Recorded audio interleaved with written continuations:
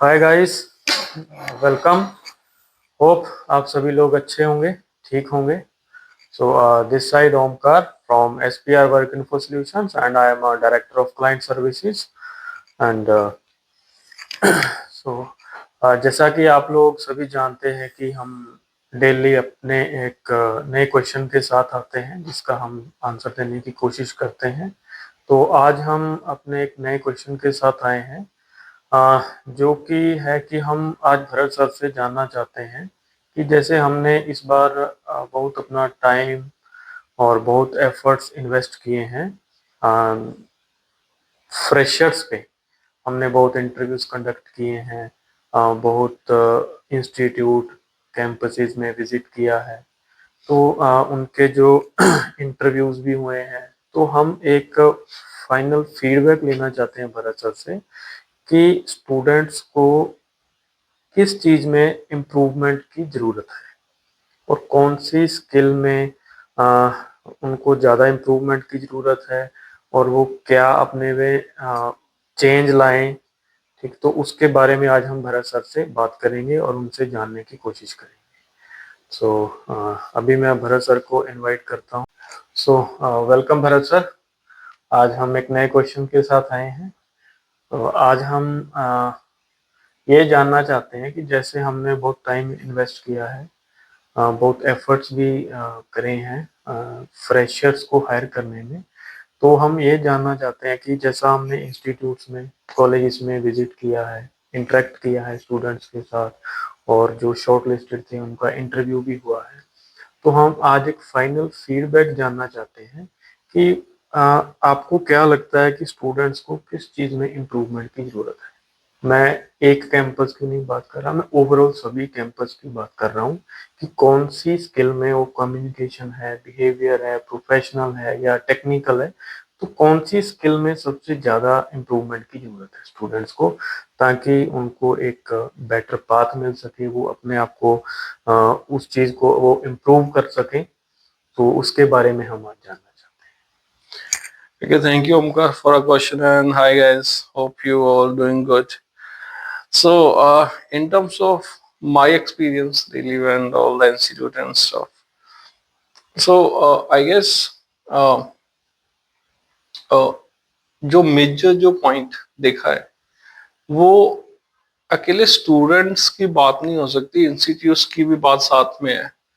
अभी जो भी हमने इंटरव्यूज लिए हैं तो उनमें क्या है, जैसे आपने किसी स्टूडेंट को कोई कोई रिक्वायरमेंट शेयर करी कि ये हम करना चाहते हैं, तो उसमें से मींस मैक्सिमम अगर रेशो की बात करें, मींस 95% से ऊपर जो रिप्लाईज आएंगे वो रिप्लाईज है कि हम इसको ऐसे हो जाएगा, वो एपीआई यूज कर लेंगे, वो मेथड यूज कर लेंगे, ऐसा कर लेंगे, उससे ये हो जाएगा, ऐसा करके रिप्लाई।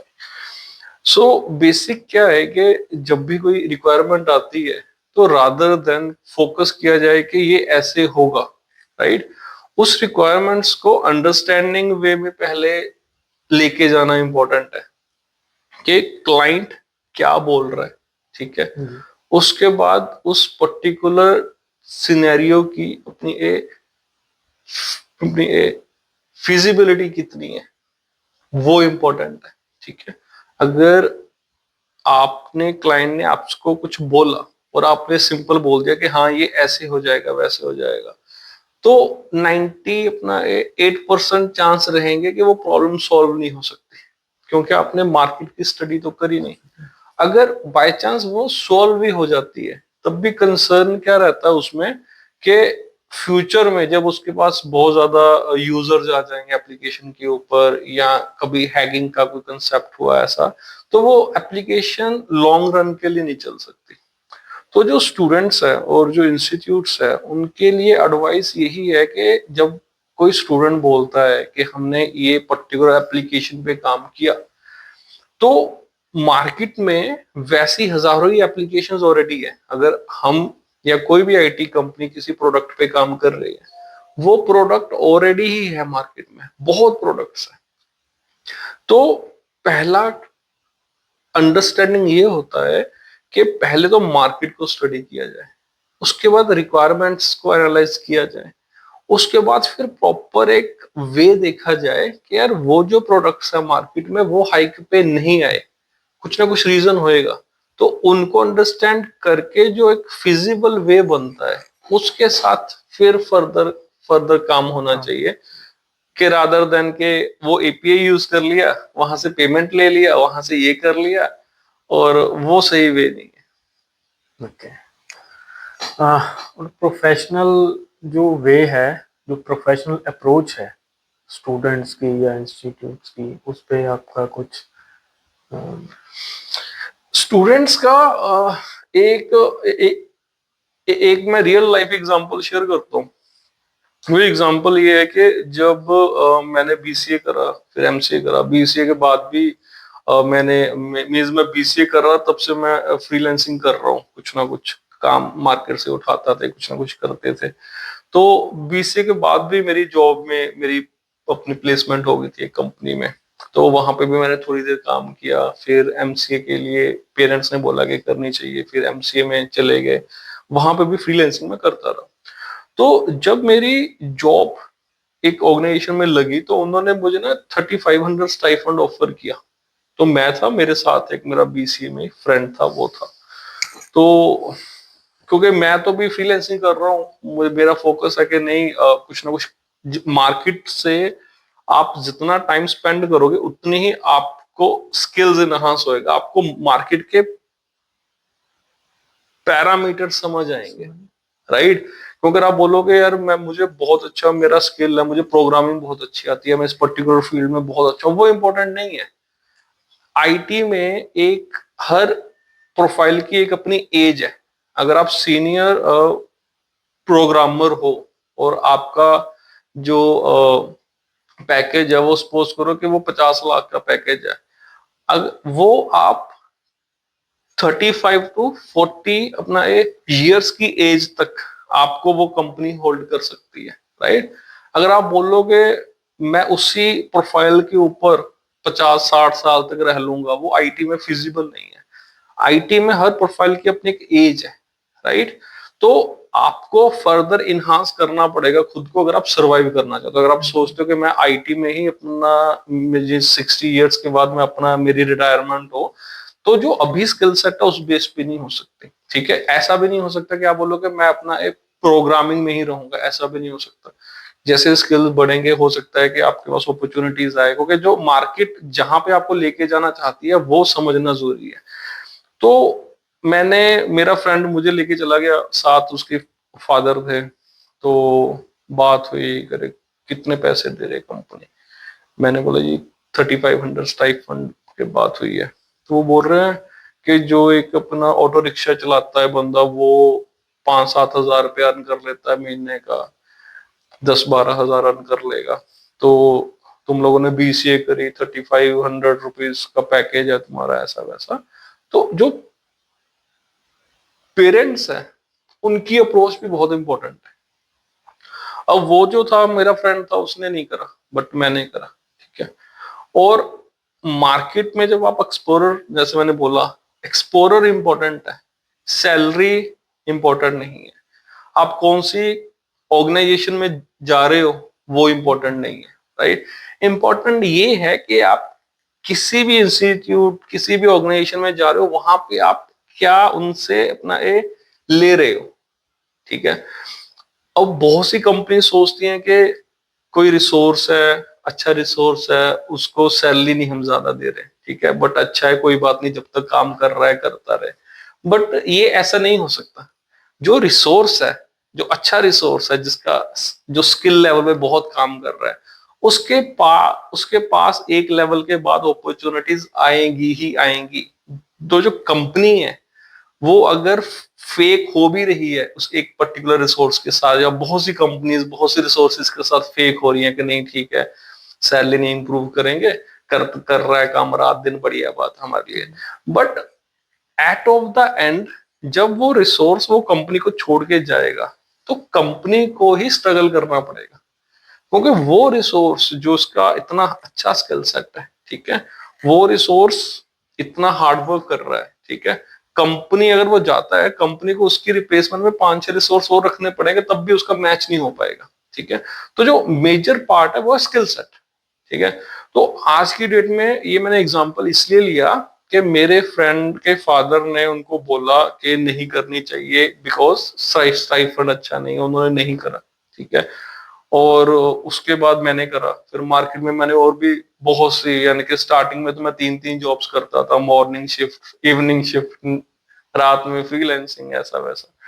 तो ऑलमोस्ट 18-19 घंटे वर्क करता था मैं। तो कहने का मतलब ये कि वो जो रिसोर्स थे, जो कि जो मेरा दोस्त था, वो बहुत इंटेलिजेंट था, राइट। उसके मींस अपना 85-90% के अराउंड मार्क्स रहे हैं ऐसा, और मैं एवरेज रहा हूँ स्टूडेंट 60-70 के बीच में। तो आज की डेट में मींस वो इतना अच्छा रिसोर्स जॉब कर रहा है, मोहाली में एक अपनी कंपनी है, वहां जॉब कर रहा है, और सीनियर प्रोफाइल पे जॉब कर रहा है। और जो वो पैकेज ले रहे हैं, ऑलमोस्ट उनको भी 11-12 साल का एक्सपीरियंस हो गया हुआ, जो वो पैकेज वो ले रहे हैं। और अगर हम अभी मैं अपने जब मैं देखता हूँ ऐसे कि अच्छा उस टाइम पे उनके फादर ने उस बेस के ऊपर, तो आज की डेट में हमारे पास मतलब कि कितना ज्यादा चीजों का मीन्स, जो मैं स्कोप की बात कर रहा हूँ यहाँ पे, कि कोई भी अपॉर्चुनिटी है उसको कभी भी ऐसे नहीं लेना चाहिए कि पैसा कितना मिल रहा है। एक बच्चा जो मार्केट में एंटर हो गया और रियल टाइम जो प्रॉब्लम्स को अंडरस्टैंडिंग उसको लेना आ गया, ओके। कि कैसे काम होता है, सब कुछ होता है। और एक बच्चा सपोज करो कि वो मार्केट में अच्छे पैकेज में 2 साल बाद आता है, बट वो जो रिसोर्स पहले आया था जिसका पैकेज नहीं था, जब 5 साल के बाद आप दोनों रिसोर्सेज को देखोगे, तो जो अपना स्टार्टिंग जिसने बड़े हल्के लेवल से करी है रिसोर्स ने, वो आपको हमेशा हायर पे दिखेगा। वो आप फैक्ट्स, कोई भी आप फैक्ट्स उठा के देख लेना, क्योंकि जितनी ज्यादा आपको मार्केट की अपनी नॉलेज है, ठीक है, उतना ही मार्केट में आपकी वैल्यू बनती है, ठीक। तो ये मेरा एडवाइस और चीजें हैं जो मुझे लगता है। तो मुझे लगता है कम्युनिकेशन स्किल भी एक पैटर्न है जो एक रोल प्ले करता है आईटी में, तो उस पे भी स्टूडेंट्स को काम करना चाहिए। बाकी आप बताइए कि आपको कैसा एक्सपीरियंस रहा है? जो कम्युनिकेशन स्किल्स है, और जब हम टेक्निकल स्किल्स की बात करते हैं, वहां पे ऐसा है कि जब हम इंटरनेशनल लेवल पे बात करते हैं, तो देखो बात हमें इंग्लिश में ही करनी पड़ेगी। और अगर किसी बच्चे का एटीट्यूड सही नहीं है, मींस जैसे मैंने बोला कि रादर देन वो स्किल्स पे फोकस करे, रादर देन वो फोकस करे कि मैं अपॉर्चुनिटी को हायर लेवल पे कैसे लेके जाऊं, उसका फोकस है कि नहीं मेरा स्टार्टअप क्या है, या मैं 2 घंटे ही काम करूं, या मैं तो इतना ही काम कर सकता हूँ, या मैं तो फ्रेशर हूँ, मुझे तो ये आता नहीं है, मैं तो कर ही नहीं सकता इसको। अगर ये अप्रोच है, तो अगर आपकी कम्युनिकेशन अच्छी भी है तब भी कोई एडवांटेज नहीं देगी आपको। हाँ, अगर आप प्रोफेशनल लेवल पे खुद को ग्रो करना चाहते हो और आपकी कम्युनिकेशन अच्छी नहीं है, और आप टेक्निकली भी इतना अच्छे नहीं हो, बट आपकी एफर्ट्स, आपको प्रॉब्लम अंडरस्टैंडिंग अच्छे से आ रही है, तो विद जितना भी टाइम आप स्पेंड करते जाओगे, वैसे वैसे आपका टेक्निकली स्किल भी इंप्रूव होता जाएगा। और वैसे वैसे ही आपका कम्युनिकेशन, क्योंकि इंग्लिश एक ऐसी लैंग्वेज है, मुझे लगता है जो सबसे इजी लैंग्वेज है, right. if someone wants to speak English, if that guy can speak with like the US based clients for like 4 to 5 hours a day, then it only require around 1 or 2 like weeks, right? Within 1 or 2 weeks that guy can able to understand the communication patterns. That guy can also able to speak with the same sort of level as well, right? And if the same resource is going to speak with the international clients for a 3 or 4 like a months, right? Then obviously communication level would be the higher than the expected level, right? So I guess here's the point is how serious you are, right? How you are going to put efforts regarding your future goals, right? And like you should be honest for yourself, Yes. at least, right? So तो ये point है कि communication obvious है कि बहुत important parameter है, but means सबसे ज्यादा आप प्रोफेशनली कितने स्ट्रांग हो, वो ज्यादा मुझे लगता है इम्पोर्टेंट है स्टूडेंट्स के लिए। और उसके बाद फिर एफर्ट्स बेस के ऊपर जो जो एफर्ट करता है, देखो उसकी ग्रोथ होगी मार्केट में। बाकी मार्केट में रह के फिर थोड़ा थोड़ा जो भी स्किल्स हैं जिसमें वो लैग कर रहा है वो सीख जाता है अगर उसके एफर्ट्स अच्छे हैं। Right. So thank you Bharat sir. So guys, आज भरत सर ने बहुत एक अच्छे तरीके से समझाने की कोशिश की है, जिसमें उन्होंने अपनी लाइफ से एक एग्जांपल हमें बताई है कि कैसे उन्होंने उस अप्रोच के साथ वो आगे गए, राइट। तो भरत सर ने आज सभी पैरामीटर्स कवर किए हैं कि जिस पे स्टूडेंट्स को या टीचर्स को यहाँ पे एफर्ट्स करने की ज़रूरत है, कुछ सीखने की ज़रूरत है, तो वहाँ पे उनको इम्प्रूव करना चाहिए ताकि उनके जो फ्यूचर गोल्स हैं, जो भी उन्होंने सेट कर रखे हैं, उनको वो अच्छे से अचीव कर सकें और इजीली अचीव कर सकें, right. So guys, thank you for your time. So मिलते हैं नेक्स्ट पॉडकास्ट में विद न्यू क्वेश्चंस। सो आप हमें अपना क्वेश्चन मेल कर सकते हैं और हम नेक्स्ट पॉडकास्ट में उसका आंसर लेने की कोशिश करेंगे। Okay, guys, thank you so much. I will try to ask few questions to Omkar as well in the next podcast, so Sure. that he can also going to share his experiences with you all. Okay, guys, thank you so much.